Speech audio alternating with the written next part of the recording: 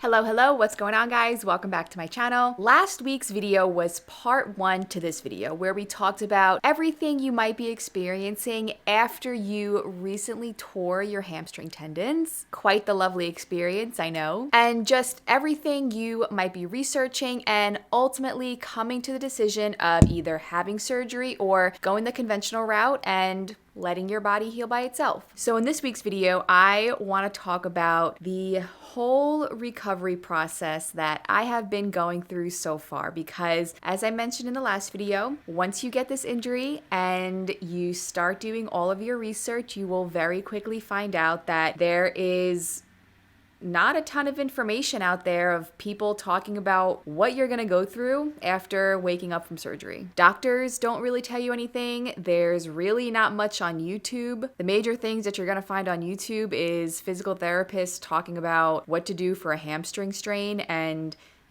we all know this is a lot more severe than a hamstring strain. So I'm going to take you through everything that I've gone through so far. I am about to hit 14 weeks post-op. And then if you make it to the end, I'm going to take you through a little bit of what my workouts are looking like these days. But first, let's get into what you may or may not experience once you have proximal hamstring surgery. And I say may not because everybody's experience is different. I mentioned in the first part of this video that there's a Facebook group specifically for this injury, for this surgery, and for all of those who choose not to do surgery. And I've probably read hundreds of comments at this point of people in that group talking about their experience and what they've been through. And there's definitely a lot of similarities. There's definitely a lot of things that people go through with this surgery that's the same. But just like anything else, everybody has their own experience. Everybody's body is different ages, different health levels, if you're an athlete, if you're not. All of those things matter when it comes to recovery. So this is my experience. This is what I went through. I'm 31 years old. I am a jiu-jitsu athlete. Aside from that, I work out all the time. I've been active my whole life. I don't have any health issues. I'm very conscious of my diet and what I put into my body. So personally, I do think that I kind of had the best case scenario. Recovery has been going really smooth, and I thank God for that, but that doesn't mean that it's been easy. So I want to take you into everything that I've been through from waking up from surgery all the way until now at just about 14 weeks post-op. As I've mentioned many times before in this whole process of documenting my injury and the recovery, I've mentioned a lot just how scared I was of having surgery, and I really wanted to avoid it. I was going to do everything I could to avoid it, but in the end, I decided that in order to get back to jiu-jitsu, surgery was probably the better option. And I think it was just all of the unknowns of surgery that made me so fearful. But quite honestly, surgery was probably the easiest part of this whole process. So I got through the surgery. Surgery took about 3 hours because I had more scar tissue than they anticipated, which is probably why I started feeling not really well, but pretty good before surgery. And I even questioned whether I need surgery or not because I was moving a lot better. I felt more mobile, the pain subsided a lot, and more than likely it was probably because I had a lot of scar tissue forming. So aside from reattaching the hamstring tendons to the pelvis, according to my chart online, the surgeon also performed sciatic nerve neurolysis, which from my understanding is freeing up that sciatic nerve of scar tissue. The surgery was the quickest thing ever. I closed my eyes and before I knew it, I was already up in recovery. Waking up from the anesthesia, I felt very groggy. And I want to give you guys all these details. Some of you may have had surgery before. A lot of you may have not had surgery before. So I feel like giving these little details may help to prepare you for surgery because before this, I never had surgery. So I had no idea what to expect. So I woke up very groggy. I could barely open my eyes when I woke up. I remember somebody taking the oxygen tubes out of my nose. Right away, I knew where I was. I was just very groggy. And like I said, it was so difficult to keep my eyes open. And I was so nauseous, a kind of nausea that I don't know, it was probably the most nauseous that I've ever felt. After waking up, my PT came in about 10 or 15 minutes later and already wanted me to get up, stand up, and learn how to use the crutches. I was able to stand up and get out of bed. It was still very hard to keep my eyes open, and he told me, he was like, I'm gonna need you to keep your eyes open. And I was like, it's really difficult. And I stood up and I was so nauseous, even more nauseous standing up. And he was like, do you want me to come back? And I was like, yeah. I told the nurse how nauseous I was. I asked her to give me a little bag in case I puked everywhere, and she gave me anti-nausea medication. She gave me water and she gave me saltines, and within 10 minutes, I felt 100% better. Wow. I could not stop telling the nurse how delicious those saltines were. They were the best thing that I had probably ever eaten in my entire life. The other small thing that I was experiencing when I first woke up from surgery, and honestly, probably up until the next day, I had an extremely dry mouth. I never felt that before, and it was super bizarre. The first thing that I did when I got home, I didn't even go to the bathroom. I couldn't even make it to the bathroom. I had my husband bring me my toothbrush and my toothpaste, and I did it in the kitchen sink because that's, as soon as you walk in the front door, we're right in the kitchen. I could not even fathom to make it down the hall to the bathroom. I was like, I gotta brush my teeth right here and right now because I felt so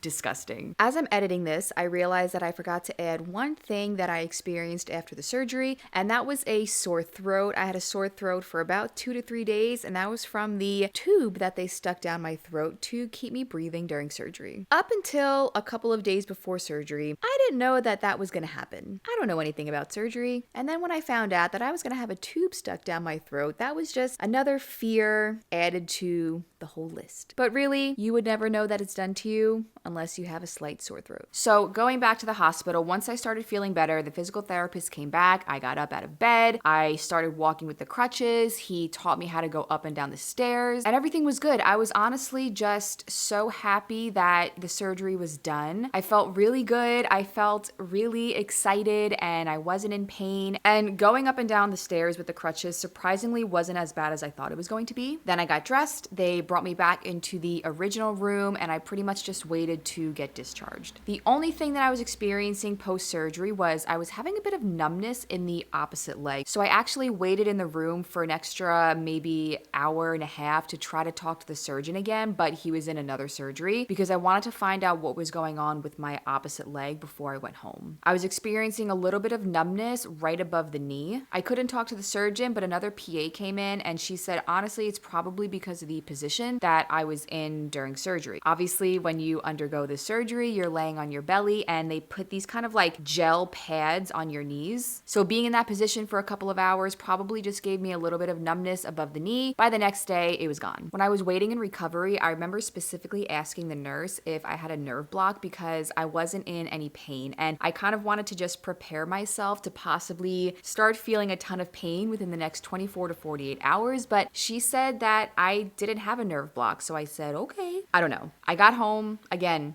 no pain. I would say the most amount of discomfort that I ever experienced was just a very deep, dull ache. But I never felt like it was something that I couldn't handle. Obviously, they prescribe you the narcotics. I really did not want to take them because those come with a whole other list of side effects that I didn't want to experience. So for about the first 3 to 4 days after surgery, I just stayed up on the Tylenol. And then after the 4th day, I would try to take it less and less and just kind of see how I felt without taking it at all eventually. So I'm very thankful that I never had to take the heavy-duty painkillers. So if you're out there, you're gonna get surgery and you're scared about having to take the painkillers because you're scared of the pain, I'm here to tell you, you might need to, but you might also not need to. You might not be in any pain at all. So that is a possibility. I remember the first night, I was kind of scared to go to sleep because I was feeling so good as far as the pain goes. And I was scared of what the night was gonna bring, and I was scared of how I was going to feel the next day. Thankfully, I felt okay. And the next morning I got up, my parents were already here, and I got up, I got out of bed, I gave myself a sponge bath, I kind of put my hair together a little bit, and I got myself ready for the day. Those first few weeks after surgery, those were the hardest times. But I think getting out of bed every day, walking every so often, at least every hour I was up and walking. I got dressed every day. I gave myself a sponge bath every day before I could take an actual shower. I tried to wash my hair as much as I could. I just got myself ready versus just laying in bed, not showering, not really caring what I looked like. I think getting up and getting ready for the day helped me to, one, I think it helped me physically to feel better, and I think mentally it helped me feel better as well. So what might you experience the first week post-surgery? The first week was definitely the hardest. I am so thankful my mom actually drove out here. She lives about 40 minutes away. She drove out here every day. She was here probably by 7 o'clock in the morning every single day. She would stay until 7, 8 o'clock at night. My husband had to work all day. And, that first week, I don't know what I would have done without her. If you're getting the surgery, I would really, really recommend you having some help at least the first couple of days. Us humans tend to figure things out on our own if we have to, but if you can avoid that and you can get some help, it would be so beneficial. Those first couple of days, my mom would get my meals ready for me. She would wash my hair. She would make sure that my apartment kind of stayed clean and tidy. She would help me put my pants on if I needed her to, which I definitely did in those first couple of days because it was really, really difficult. Overall, it was just really good to have someone here because going from room to room was probably, it's gonna sound dumb, but it's probably the most annoying thing ever. It takes forever to get anywhere, and just having somebody else here to help me grab things if something fell on the floor, to grab something quickly in another room. It's just so helpful in those first couple of days. I can't stress enough in that first week, that first 2 weeks, to get up and get moving. Do not stay in bed. As much as you do need to rest, it's also really beneficial to get up and get moving if you can. And I'm not talking about anything crazy. I stayed in my apartment the first full week. I didn't leave until 1 week post-surgery. By getting up and get moving, I mean getting up on your crutches if you have them, and I would just kind of walk up and down my living room. That's it. Or getting up to go to the bathroom. That's what I mean. Because the big thing that you want to avoid in the weeks post-surgery is blood clots. And I was on a blood thinner for 6 weeks, and I just made sure that I was moving all throughout the day because that's going to keep the blood flowing versus just laying down all day and things become stagnant. Also, getting up and moving around a little bit, it kind of lifts your mood a little bit. It kind of makes you feel a little bit more alive. I worked from home. I started working the next day after surgery. I would work on the couch, or sometimes I would even come over to the kitchen table, my little tiny dining table that I'm sitting at right now, and I would come and sit here, and it made me feel just a little bit more normal versus just laying down working in bed all day. Take everything I say as sort of maybe some inspiration as to what can possibly happen after surgery and how good you can feel. The hardest things directly post-surgery were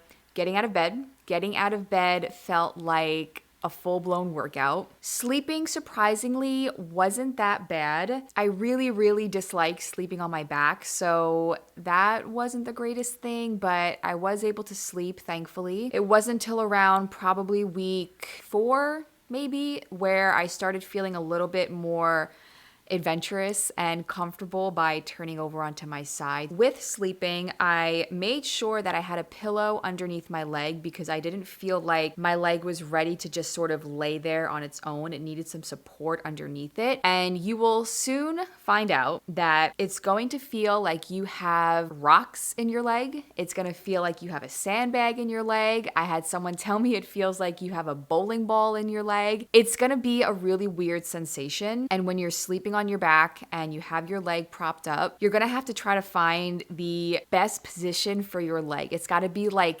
the perfect spot. Otherwise, you're just gonna feel like you have a bag of rocks in there. And again, for me, around week 4, that started to subside a little bit. I still feel like I have a sandbag in my leg sometimes, but not when I sleep. Another difficult thing that you'll probably experience post-surgery is just this feeling like you need to constantly support your leg. Whether you're sitting, whether you are laying down on the couch, it's like you always feel like you need pillows to support it. I would just feel like there was no strength to do anything with it. And I was so afraid of putting any kind of pressure on the leg. So getting up and down from the couch, getting in and out of bed, getting up and down from the toilet was a whole other venture. It's all just an interesting experience. The first week, I didn't even think about taking a shower. Like that was just not a possibility.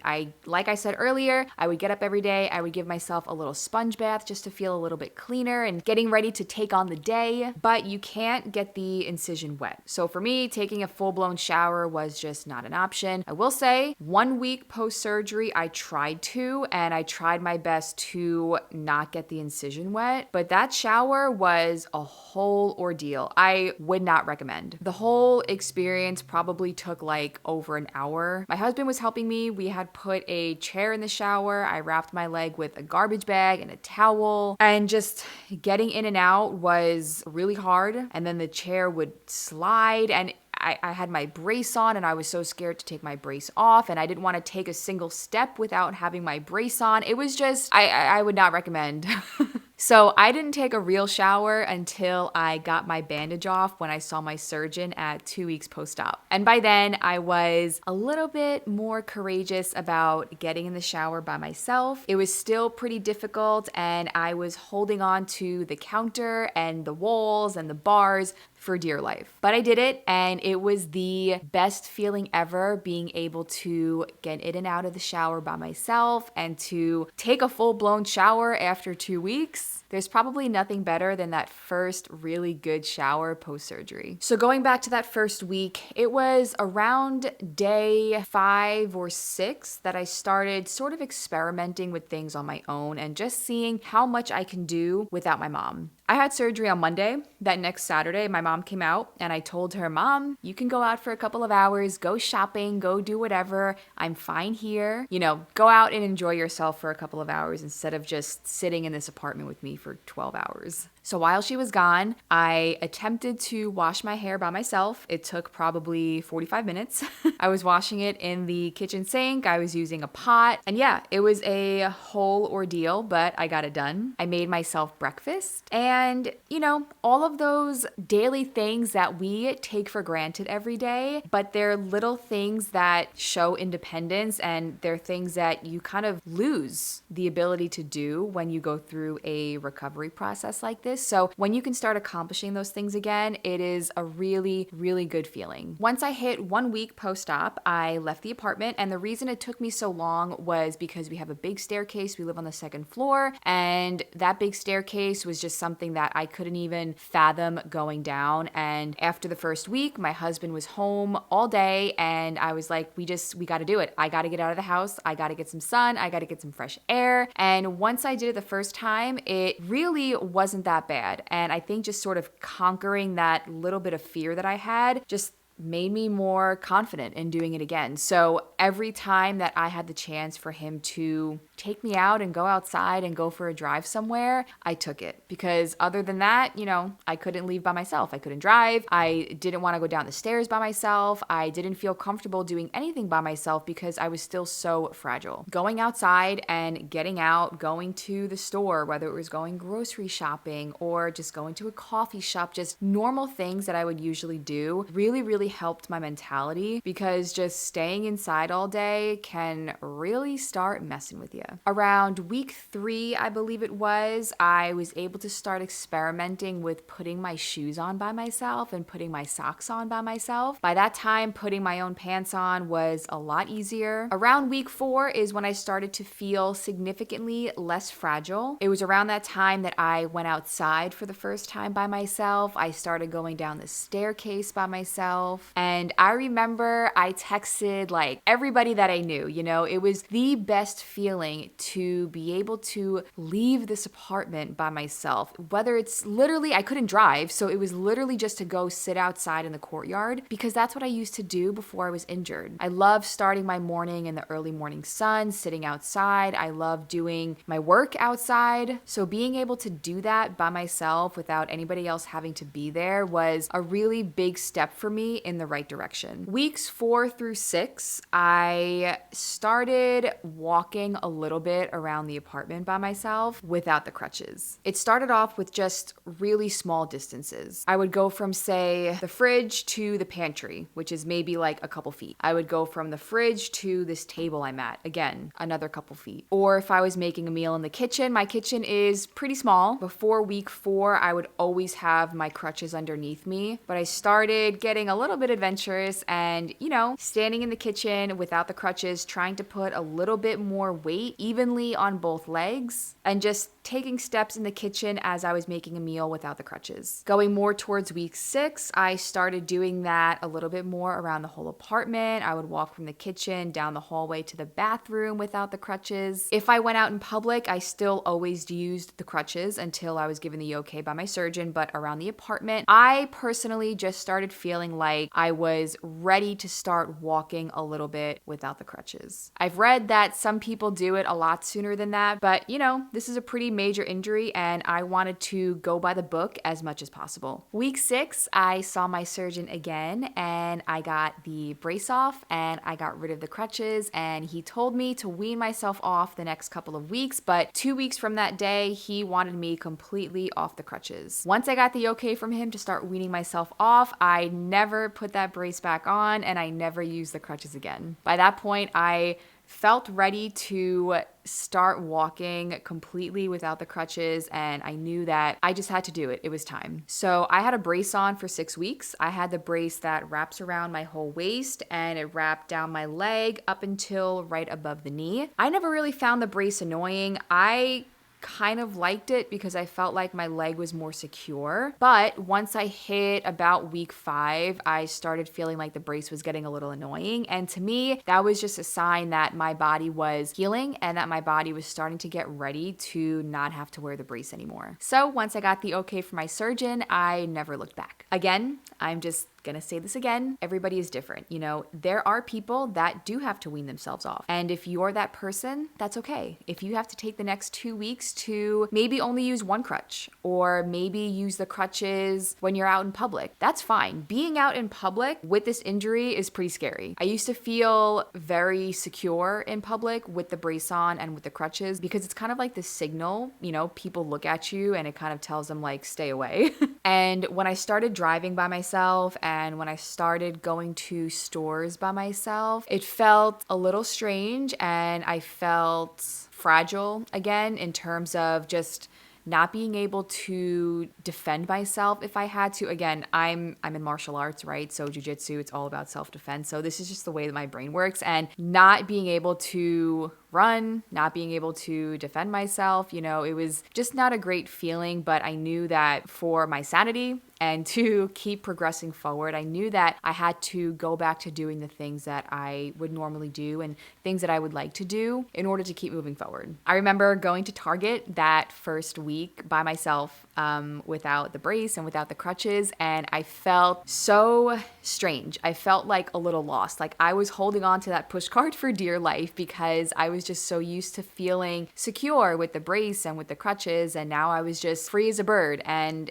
in the beginning it was kind of hard, but you get over that within a couple days. It's fine. And now we're here, about to be 14 weeks post-op, and really from 6 weeks on, once I got off the crutches and out of the brace, I just felt like every week I've gotten stronger and every week I've just felt better and better. Every week I would start noticing little tiny things of just improvement. Putting shoes and socks on just became easier and easier. I was able to, if I was sort of laying down on the couch, I was able to cross my bad leg over my good leg. Sleeping became a lot more normal, no longer having to use the pillow for support. I started being able to roll over onto my side. About 2 weeks ago, I believe, I started being able to sit with my legs crisscrossed, getting in and out of the shower completely normally. And then once I hit that 12-week mark, that was the really big milestone that I was really looking forward to hitting. Bending over to pick something up off the floor became much easier, or I started doing a full lunge to pick something off the floor.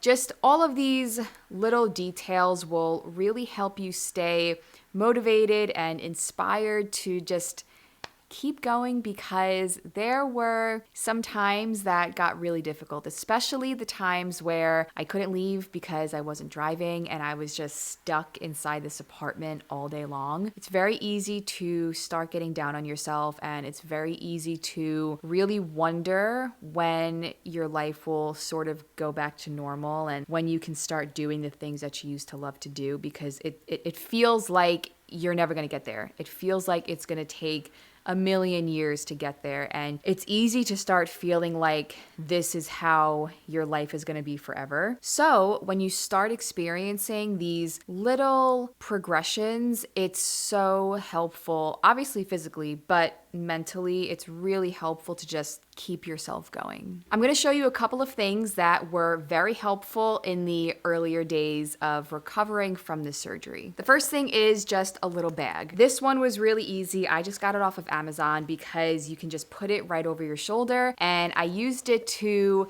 take things from room to room. I would put my wallet in here when I had to go to PT. I found this one to just be really easy because it was over my shoulder and I didn't have to, take my arms off the crutches. I could keep my crutches underneath me and just grab things across my chest versus having, say, even a backpack, right? If I didn't have somewhere to put my crutches, what was I doing? Because my crutches were literally my lifeline. So definitely would recommend like a little fanny pack that you can just put over your shoulder. The next thing, and this is probably the best invention ever made. This was very helpful when I first got injured and helped me probably like the first 7 weeks post-surgery. It's this little grabber thing. After surgery, you will see that you cannot bend over. And if you do, it's a very poor decision. So this thing makes it possible for you to do anything around the house without somebody else being there by being able to grab whatever you need. I don't know where this is from. My dad actually had this because he had his hip replaced a couple of years ago.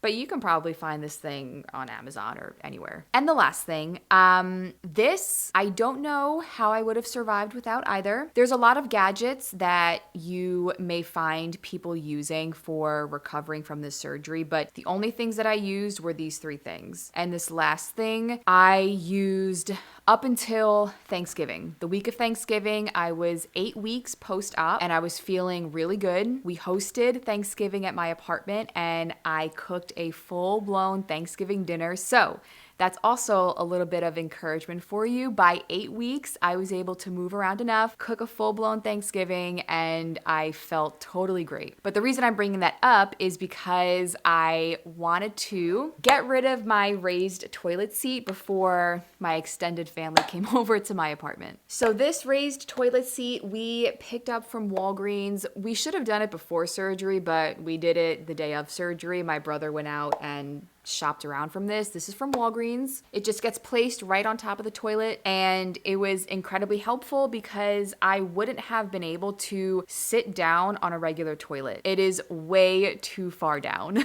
Some people do get these toilet seats where one side is raised and one side I think is sort of like the normal level, but this one worked perfectly fine. And that's it. As far as recovery goes, that is it. I started feeling much better when I was able to drive and when I was able to go out and do things by myself. And that just kept getting better and better around, like I said, week 8, I hosted Thanksgiving and I felt great. And ever since then, I've just been feeling just more and more normal. I still have a bit of a sensation of feeling like I have a sandbag in my butt.